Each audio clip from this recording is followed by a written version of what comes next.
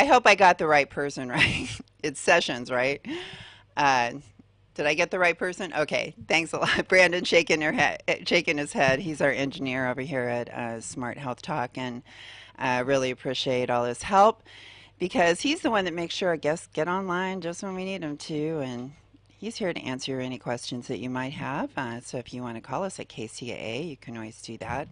That's 909-888-5222. And give us some of your feelings about what kind of things that you like to hear or questions that you might have. I'm a registered dietitian with a master's in public health, and I'd like to think I'm your own personal dietitian right here to take care of you. And that's what I like doing. I like taking care of people and making sure they stay healthy and happy and are able to enjoy life, because isn't that what it's all about, everybody? Don't we want to be feeling good and out there enjoying life, having a good time, being physically active? And I took my first jog for the first time in months today because I had a terrible problem with my foot. It just really hurt, and it felt so good to get out there and do that again because I was a 2 mile a day person and I've really missed it a lot. So I encourage you to find something, just move, please, because moving burns calories. And not only that, I don't know if anyone caught, there was actually a good segment on television. For me, it's hard to find, but there was a really good segment that talked about Parkinson's disease.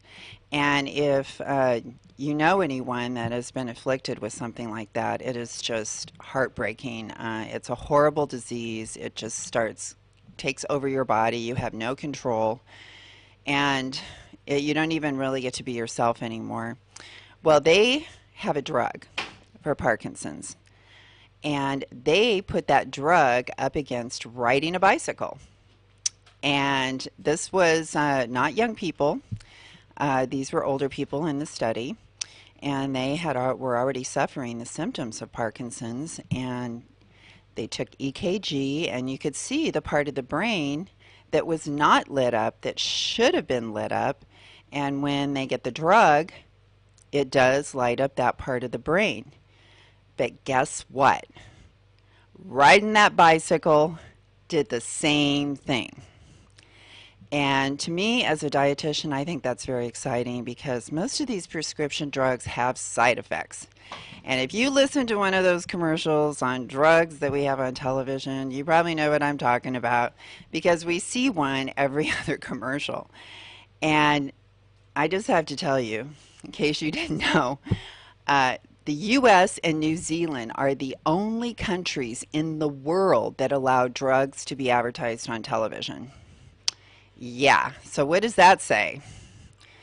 And you kind of, when you think about that and you connect with the fact that we are going backwards when it comes to marijuana right now, it kind of all makes sense.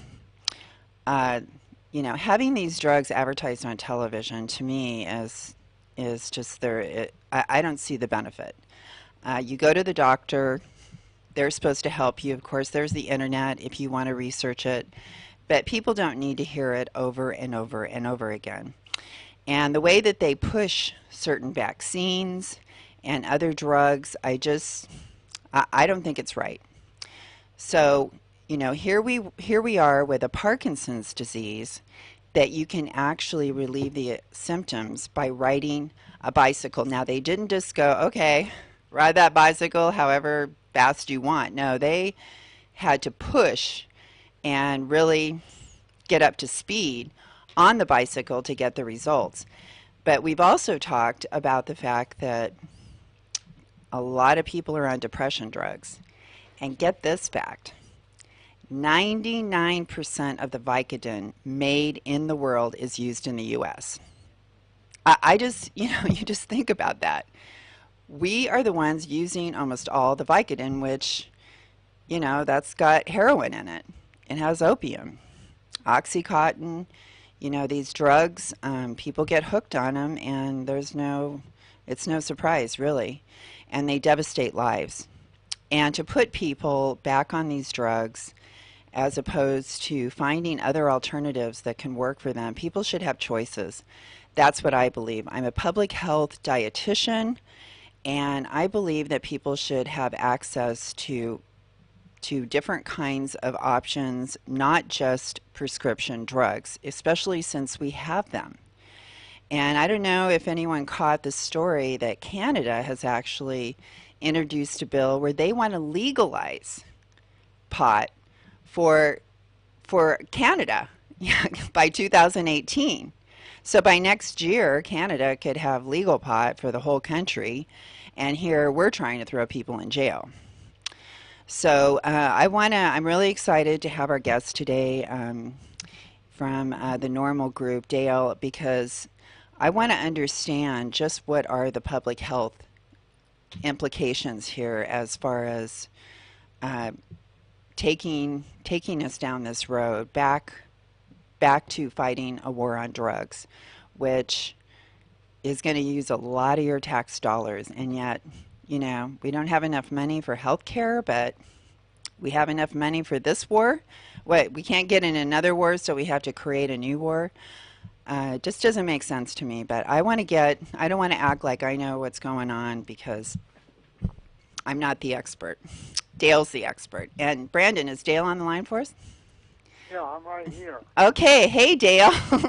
How was I doing? Was I off base or? Okay, well now it's very good that you raised the particular issue of opiates and opiate overuse, because right now we have every day mounting evidence that medical marijuana can be an effective substitute for opiates and help many, many patients reduce the amount of opiates, sometimes completely eliminate them from use. This is something that has received very little coverage in the press. I've got 20 studies though that have been published in scientific papers showing such things as, for example, the latest one that just came out surveyed some 1,000 medical marijuana patients and found when they used medical marijuana, they reduced their use of anti-anxiety and opiate drugs both by over 30%. We had a recent study that found that states with medical marijuana laws have 23% lower rate of opiate overdose fatalities. They have lower accidents due to opiate use, and they have lower Medicare expenditures for opiates and certain other related prescription drugs. So medical cannabis has a wide range of uses, but quite particularly in this area of chronic pain. And while Attorney General Sessions goes yakking up there about marijuana being a dangerous and evil drug, just this January, as the administration was taking office, the National Academy of Science issued a report, sort of a survey on everything that was known or not known about marijuana, trying to sort out the good studies and the good evidence from the uncertain stuff and determine what we knew and what we didn't. And interestingly enough, what it did say was there was clear and convincing evidence that marijuana had at least three value in at least three medical conditions. And the first of these was chronic pain. The second happened to be multiple sclerosis, it's actually tremors from multiple sclerosis. And the third was a nausea from chemotherapy and other things like that.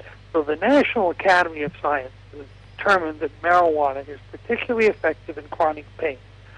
Practically every survey we do of patients shows that over 50%, sometimes 75% of the people who are using marijuana for medical purposes are using it for chronic pain. Now, what kind of chronic pain? What Well, turns out cannabis is particularly effective for what's called neuropathic pain. Neuropathic pain is pain that is caused by damaged nerves. Could be nerves damaged by an accident or injury. Spinal injuries are common. It could be because it's damaged by disease when you get neuropathy from HIV or diabetes, or from actual chemotherapy too. So that particular kind of pain, neuropathic pain, is infamous for not being well treated by opiates. But nonetheless, you will find almost the universal practice in the United States when patients complain of neuropathic pain, they will be put on Vicodin or something else. And it won't work all that well, and their doses may have to go up, and then what happens? Dissatisfactorily under control. And yet, when they take cannabis, all of a sudden, they can control the pain, reduce the use of opiates. In some cases, I've met any number of patients who have completely eliminated opiates by substituting cannabis. Of course, cannabis, unlike opiates, is not addictive and does not cause fatal overdoses. So this is a no-brainer that people should be taking cannabis over opiates when they have certain kinds of chronic pain, and especially neuropathic pain, and also a lot of conditions that are related to inflammatory autoimmune disorders, of which multiple sclerosis is one, but arthritis and lupus and fibromyalgia, rheumatism. And Dale, some of this pain is just like almost unbearable, isn't it? When you're talking about neuropathy, that kind of pain is some of the worst kind of pain. So I'm told. Yeah, I never want to experience it myself. So anyhow, here we have, so we have nothing to do but gain by moving cannabis up to a first-line treatment for these kinds of conditions. Yes. We still have the situation where the U.S. government recognizes no medical use of cannabis at all, and health providers are afraid to deal with it. So the situation is we get calls all the time from patients at pain clinics or like Kaiser Hospital or whatever who are being treated for chronic pain and are told that they need to sign pain contracts requiring them to be drug tested. And if they test positive for marijuana, they will not be allowed to have any prescription drugs.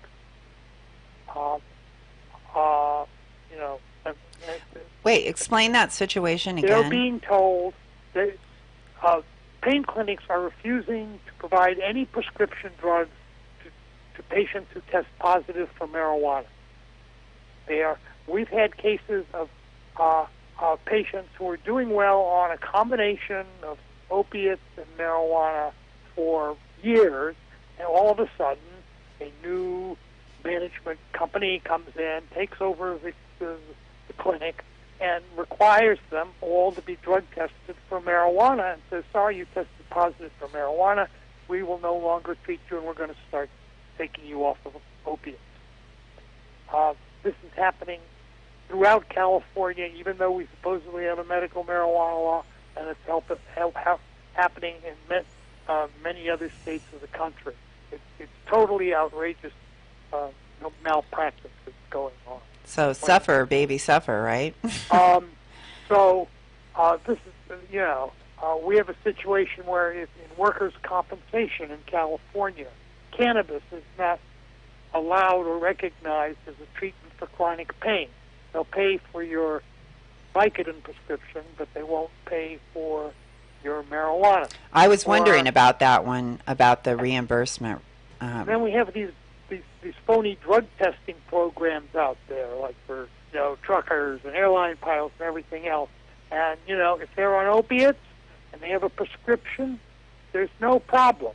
but Really? they use marijuana. Sure, it's So a medically under. pilot can be flying a A plane? pilot can be on opiates if it's medically under certain narrow. There's a medical review office that deals with these things, and they'll judge by the individual situation. But there's uh, and certainly a trucker will not have problems with drug tests.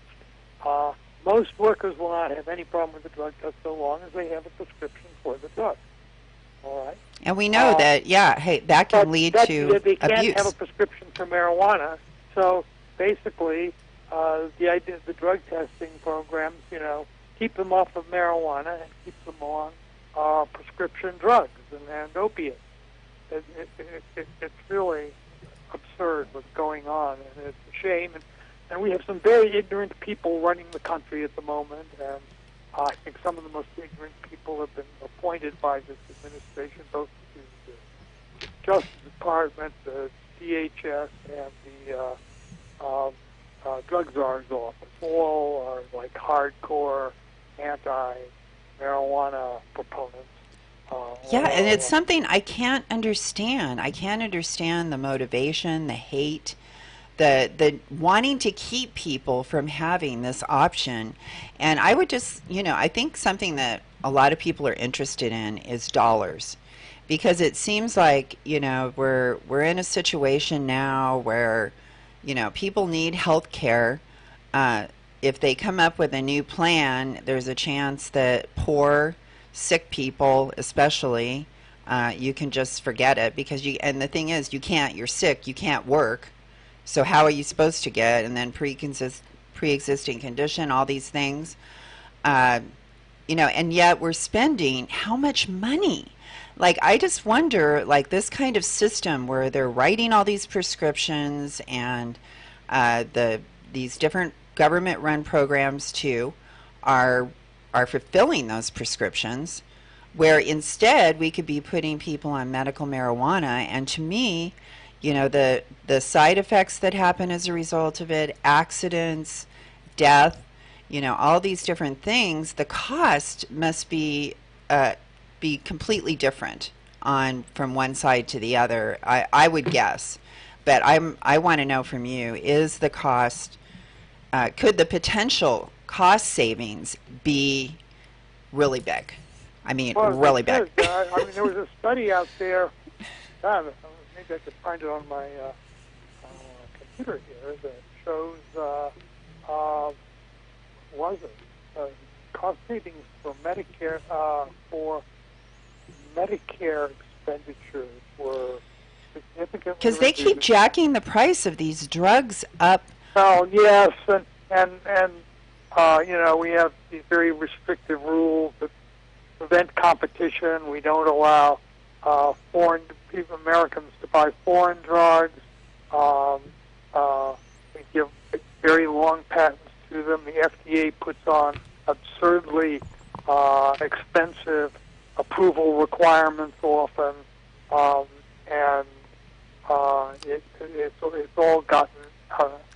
Everybody's in damage control mode. And we can grow our own pot. We don't need them. We can grow. And you can do that, and you can, yes, you can. And so right there's money that goes from out of the pharmaceutical Well, hands. yeah, there's not a lobby for that, and there is a lobby for anything that has money in it. And the pharmaceutical market is such a market. Well, yeah, and it's the side effects too. I mean, there so many people had constipation so bad because I'm a dietitian, so I think about those things. And now if I have to watch that one commercial about that drug for constipation one more time, I think I'm going to scream. I don't know. All those drug commercials have so many dire side effects that they mention that I think they're off-putting. I wouldn't want to take any of them the way they describe them on the air. Oh yeah, and like death can be in the list also. Oh yeah, you might die.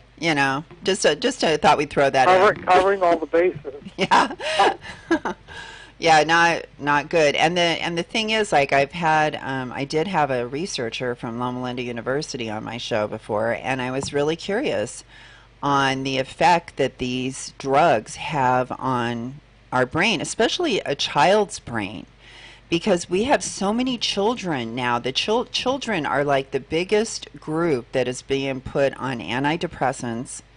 And then we have, of course, ADHD and Ritalin. And I've had all these scientists on the show that have tied uh, autism and these other conditions into pesticide use. I couldn't believe that I heard Patrick Kennedy, saying, "Oh, this is a Trojan horse," and blah blah blah, when his brother Robert Kennedy Jr. is over fighting against pesticides and PCBs and lead in our water. And guess what? All of those things reduce IQ, cause birth defects, and slow the ability of the child to learn. If you really want to make a difference in that child so that they're able to learn, we raise their IQ, we're not putting them on these prescription drugs, your focus should be getting rid of these pesticides, PCBs, and lead in the water, in my opinion. And then there's, of course, air pollution as well doesn't help either. So I just feel like we're totally off base with the focus here on where our energies and our money should go. And that's why understanding the difference in cost, I mean, I think that should definitely play into this equation on decisions that we're making. People don't necessarily have an incentive to reduce costs in the system, because each of the players who are involved in this, the insurers and the doctors and providers, and drug and device manufacturers actually all have an incentive to increase the expenditures in their area. So, how does that work? What do you mean, like an incentive? Well, they all want to make as much money as possible. They don't want to reduce costs. So doctors the insurers do, and they don't. I think actually the insurers are better on this than the doctors and other providers are. But sure, they want to have as many tests as possible, as many drugs as possible, and. Yeah, I had a friend that actually worked for one of the drug companies, and I kind of got an idea on, what her life was like, whining and dining doctors, and bringing the latest drugs and offering incentives to those doctors for whatever prescriptions that they write. And I had shared my experience of they're trying to push me on some thyroid hormone drug and a 50,000 IU. Vitamin D, which is totally unnatural to take 200,000 IUs per month. And I just said, no way. And so I've just been eating mackerel and getting my vitamin D from eggs and good fish and seaweed and stuff like that. I said, I'll get it from food before I'm going to get it from that synthetic vitamin D.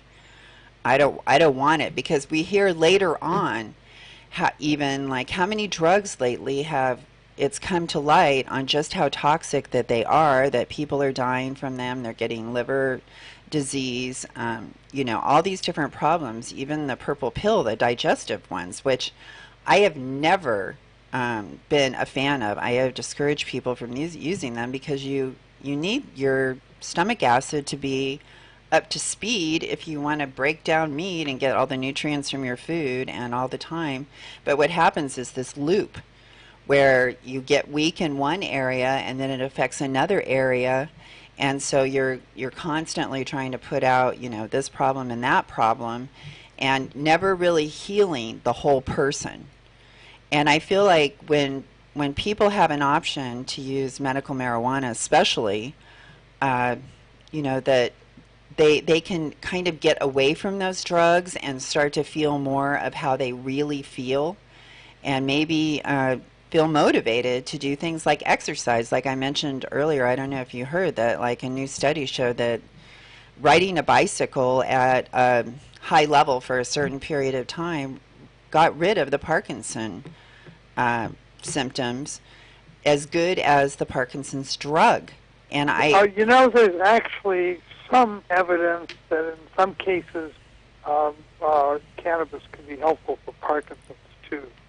Yes, I was wondering about that. Taken in lower doses, not really highly psychoactive doses over longer periods, like 6 weeks or so. People have noticed some beneficial effects. It's not a prime use of cannabis, but it's a secondary one that's out there. And people want to party, man. They want to party. They want to get high, and have a good time. And I would much rather, be with someone that is just smoking weed than someone that is drinking alcohol. I've seen people, their personality totally change. They can become violent. We really don't hear about that with people on marijuana. And we don't hear about people dying as a result of it, or having major car accidents. Now, I know that there was I wanted to ask you about the stats that were coming out of Colorado. I think that they have there's a lot of misunderstanding about these statistics that are coming out. There are these statistics showing that there are more people when they look at people killed in driving fatalities on the road. There's an increase in marijuana detected in those drivers. It's gone up, which is not totally surprising since the marijuana use has gone up and their detection methods have gotten better. More sensitive. Doing more testing. But, the important thing to note, and this is really significant, is in none of these legalization states, including Colorado and Washington State, another one, and California coming online, of course. In none of these states are there actually increases in total accidents. You're not seeing the accident rates go up. Accident rates in general on the road have been going down for years. California has one of the best highway safety records in the country. Washington State, which has legal marijuana, has, I think, the second best traffic safety record in the entire country. And there's been no change in that with the legalization of marijuana. It's just that, they're detecting more use because there's more use out there. It's as if, you looked at the number of people in fatal accidents who happen to be Latinos, and you compare that percentage now to what it was 30 years ago, and there's this enormous increase in Latino traffic fatalities. But does this mean that, Latinos are causing all these problems on the road? No, it just means that there's more Latinos out there driving. And so that's really what's been going on. But there have been a lot of studies now on the dangerousness of marijuana relative to alcohol and other drugs, and they all show marijuana is really a low-level traffic risk. It isn't like drunken driving. It is comparable to driving at the legal level of alcohol, 0.01 to 0.05%. Sometimes you see slight degradation in accident rates at that level. But I would think marijuana is at that rate, or it's similar to the added risk of having two passengers in your car. Actually, that's more dangerous statistically. Or driving at night raises your risk, or having young drivers raises it quite a bit. But the added risk for marijuana is this very low kind of area. If you look at like drunken driving, you find it increases the risk of accidents by a factor of 5 or 6. Well, reaction time, that's what I look at from a public health standpoint, is I know that alcohol definitely slows your reaction time, and that is one of the biggest factors in being, accidents, is people cannot react quickly. Well, I think the biggest factor with alcohol is speed. Speed is a huge accident factor in general. Oh, they speed more? Yes. No, that. Oh, I didn't even think about that, but yeah, I could totally see that. That's the major effect that's been observed. The alcohol drivers all drive too much faster. The stoned marijuana drivers tend to drive slower. or to compensate. They're more aware of their situation, and so they drive more carefully. So that's the huge difference between the two, and that's why alcohol is so much more dangerous than marijuana on the road. Well, Now, let's talk about jail time because, we're talking about, I feel there like, shouldn't be any anymore in California. We did fix that California law. well, and this war on drugs, first of all, I want to get back to, we were talking about getting pulled over and all that. So if you test positive for a certain level of marijuana, can they arrest you? No, they'd have to, they can. No, they cannot. There's they can arrest you for driving or they can ticket you for driving while smoking, or they can arrest you if you have an accident and they smell marijuana, or if you're driving dangerously and they pull you over and they smell marijuana, and then they can arrest. What you. about paraphernalia in your car? That's not an excuse anymore. Okay. But if You have if to you're over admit- the limit with alcohol, you're going to jail. If you're over the .08. Yeah, If so you're over the you're going to jail. 0.08%. And that's a big time offense. And then So- all the other jail, well, what about the rest of the country, and what do they want to do with this war on drugs? Do they want to bring back jail time? A lot of it is just inertia. Do what people have been doing for the last 100 years. And Is it stalling the legalization of it? Why do they well, want to keep it as a having class people 1 drug? like Jeff Sessions in Washington and and his idiocy, the Donald Trump and Tom Price at Department of Health and Social But people are living in fear, like you said. You Well, have people rightly so. calling These you are all the very time. ignorant people given a lot of power, and they really don't. They shouldn't have it.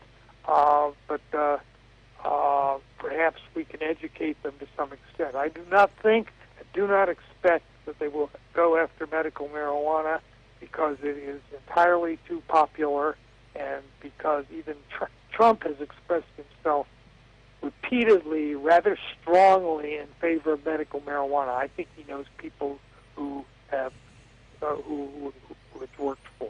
Is the recreational? Is that like a different category? No.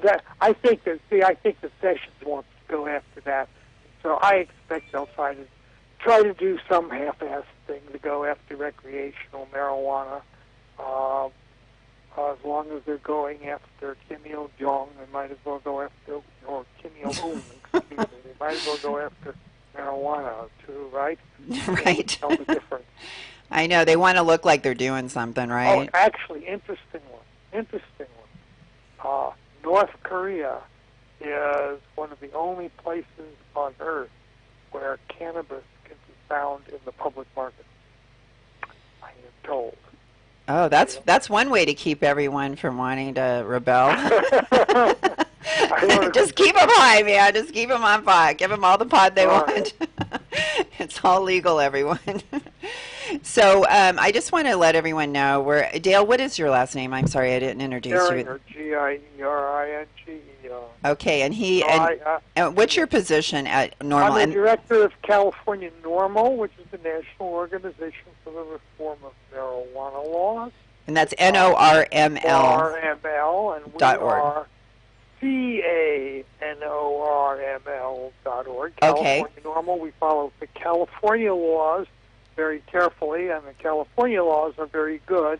It's just we have to fend off the feds around here. And we've been, we're involved in the Prop 215 campaign, and before that, decriminalization of marijuana, and after that, Right on.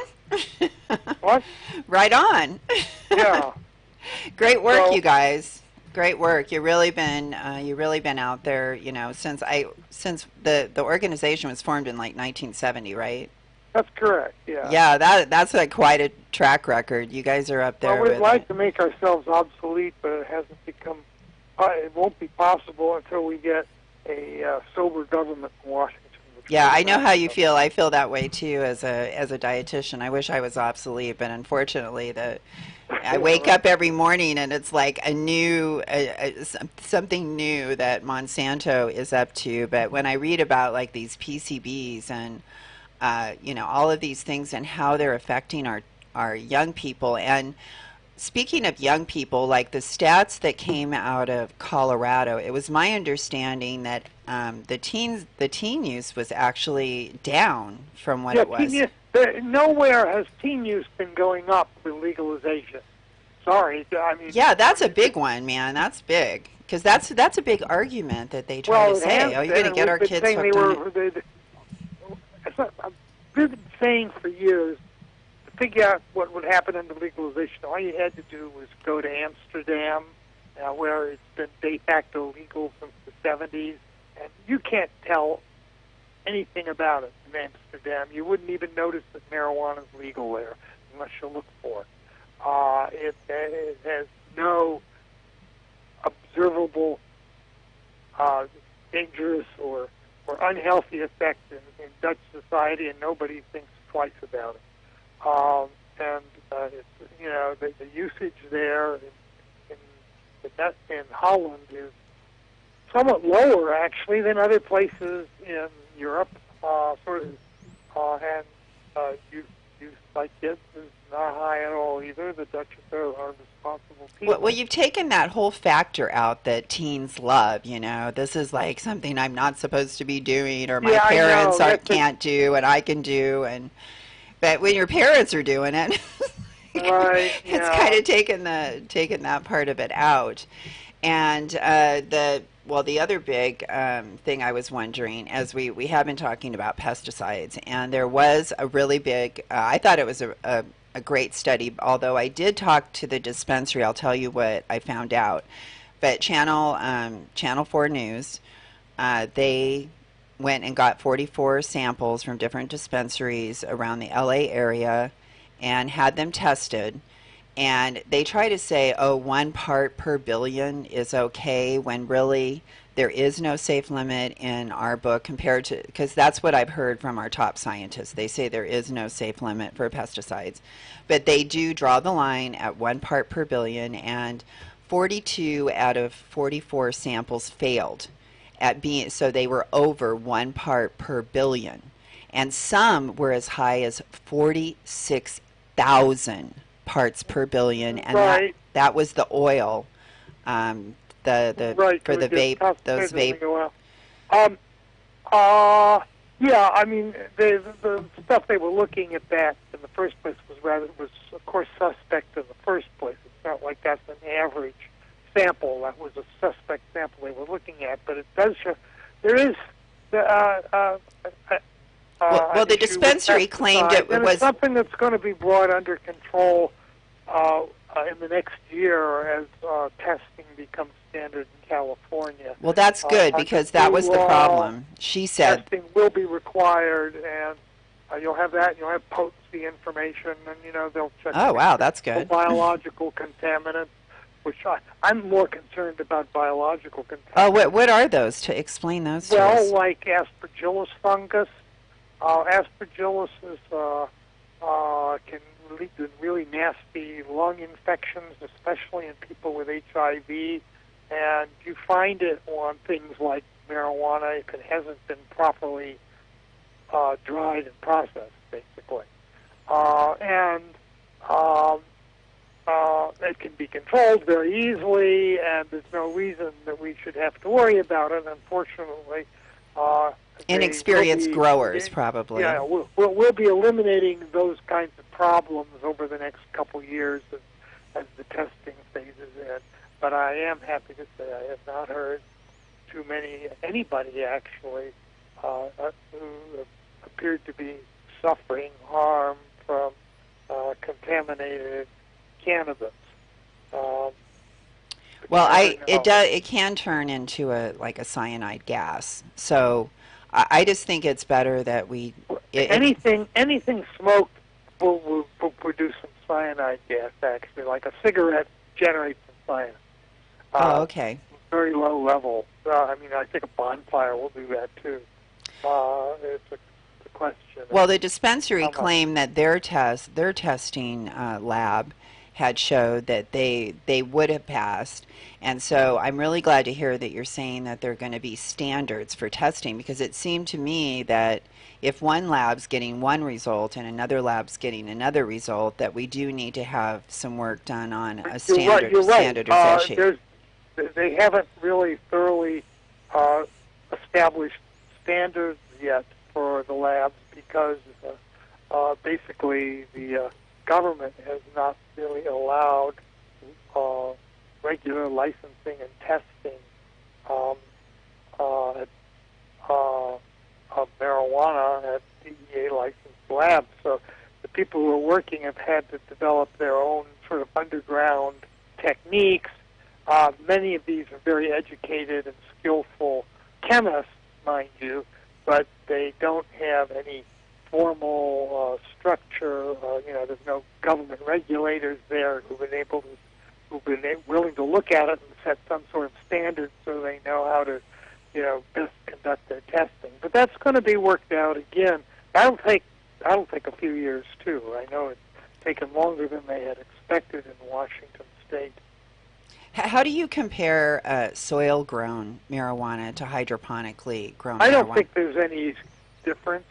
I mean, it would depend on what you had in the soil and what you had in the hydroponics, I suppose. I've never heard of anybody saying that there's any particular difference. I mean, a lot of people swear by sun-grown as opposed Well, to... I do believe that soil has more to offer than Well, hydroponic solution. it depends on what's in the soil. If there's heavy metals in the soil, you don't That's want true. that. That is true. If it's good, organic, healthy soil, I do think that that's kind of, to me, the highest level, and I do believe that those growers should get more money Well, for their product. well, the more there's a lot of people who lobby for having sun-grown as opposed to indoors grown, which at least certainly makes sense on energy grounds and carbon dioxide grounds. There's no point in using up electricity to grow marijuana. It grows so well and easily in the sun. Put it out. Yeah, and now's a good time of year to get started. So I No, know, it is. This and is the there's time. websites that people can buy seeds from, which I just recently learned that you can. Well, it had the that's a little sketchy, but people aren't. Yeah, I wondered your opinion on it because I have absolutely no experience in any of this. So Yeah, there have been seed companies selling seeds from Holland since the 70s. And then there was Canada, and now since Prop 215. and there's so many different kinds, Dale. It's like overwhelming. I mean, if someone It is, and they really haven't been sorted out. And, nobody has really scientifically investigated what the differences are between these different kinds and whether the kinds are even consistent. Whether something is sold as orange blueberry kush or something. Yeah, is it really that? One same as that somewhere else, and whether it's any different from lemon blueberry kush that's sold somewhere else. Yeah, So, and then there's the sativa and the indica, and even indica does not mean anything as far as the consumer is concerned. oh, really? There's a big myth about that. I mean, I'm so glad I'm talking to you because the thing about this is so confusing. sativa and indica are often used by growers to refer to plants with two different kinds of growth habits. Sativas have these sort of narrow leaves, and they're tall and rangy, and then the indicas are bushy and have broader leaves. And originally the indicas came from somewhere up in the northern Indian Himalayas or something like that. And the sativas came from elsewhere in the lowlands. And a mythology got introduced that there's a difference in the sativa and the indica high. That Yeah, that's what they try to smoking a tell you. sativa- Do you want to be awake or go to sleep? And there is, and the idea is that a sativa high is sort of energizing and focusing, Creative. creative, and an indica high gives you couch lock. It's relaxing and soporific and so forth. Now, it's true that some marijuana seems to produce these soporific indica effects, and others seems to have this energizing sativa effect. But that is not really related to whether the plant looks like a sativa or like an indica. There's been so much breeding going on for the last, half century that there's no relationship between the physical appearance of the plant and what it actually does. What it does seems to be modulated by the terpenes that appear in the plant. The terpenes are the chemicals that give it its odor and flavor. They're very common chemicals that are in many other substances. I mean, the terpenes in marijuana include like limonene, which is in lemons, and Citrilla, terpinolene, which I believe is in lavender, and myrcene, which is in mangoes, and pinene, which is in pine.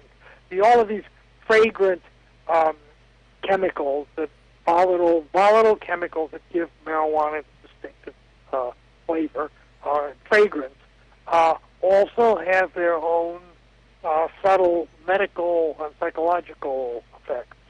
And it's now thought that it's the mixture of those terpenes with the cannabis that determines the effects. well, what if someone really wants to get high? With whether it's an indica or sativa. An indica can have any different combination of terpenes and cannabinoids in it, so can a sativa. So we need to have some better research and to really nail down what plants and what varieties are yielding what effects. That's going to have to be done by, chemical analysis. It's only now becoming really possible with these testing labs. But so that's something that will happen, and we can look. Well, forward if you're to smoking it and you want to smoke Yeah. less and get a stronger reaction, so that you don't have to smoke as much, Right. what should you go to? I mean, what? I mean, do you go to the indica? How do you even figure it out? It depends. If you're looking for medical effects, the best rule is to take the smallest dose that addresses the medical. Oh, that's good effects. advice. To tune in to what it's doing to your body, And not then work to wait for the high, not to tune yourself necessarily to the euphoria or the high. The alternative now, smoking tends to produce this euphoria. You get this rush early on. The alternative way of taking it, of course, is to consume it orally in foods, edibles, tonics, tinctures, pills, whatever. And that goes through an entirely different route in your body, and it comes on much more slowly and evenly without the rush. So people need to play around with the different but kinds. You have to, getting the dosage on the edibles is very tricky because We got 1 it's minute. very easy to overdose, which is another reason we need testing so that we know exactly how much THC is in all of. Because people get edibles. resistant, right? They would get resistant. Well, you don't know how much is in it without, you don't know whether that cookie has, 5 milligrams of THC, which would be a low dose, or whether it has 60, which would be a huge overdose for most people, although So start users small. might tolerate it. That's good advice. Well, we have 30 seconds. So what last advice do you want to give everyone, Dan? Anybody who's interested about what's going on with marijuana laws in California, be sure to check out our website at californianormal.org, which is CANORML.org. We are sponsoring a lobbying day in Sacramento on June 8th to put pressure on the legislature to stop discriminating against medical marijuana use and allow its use with opiates. Trying to educate the legislature on opiate use and marijuana. Good So job. anyhow, check us out, and it's been a pleasure Thanks, being Dale. with you. Just be normal.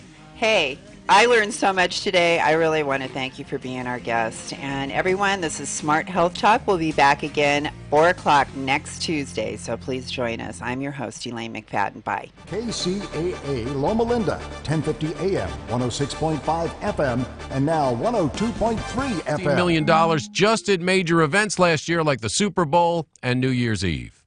A bit of a setback in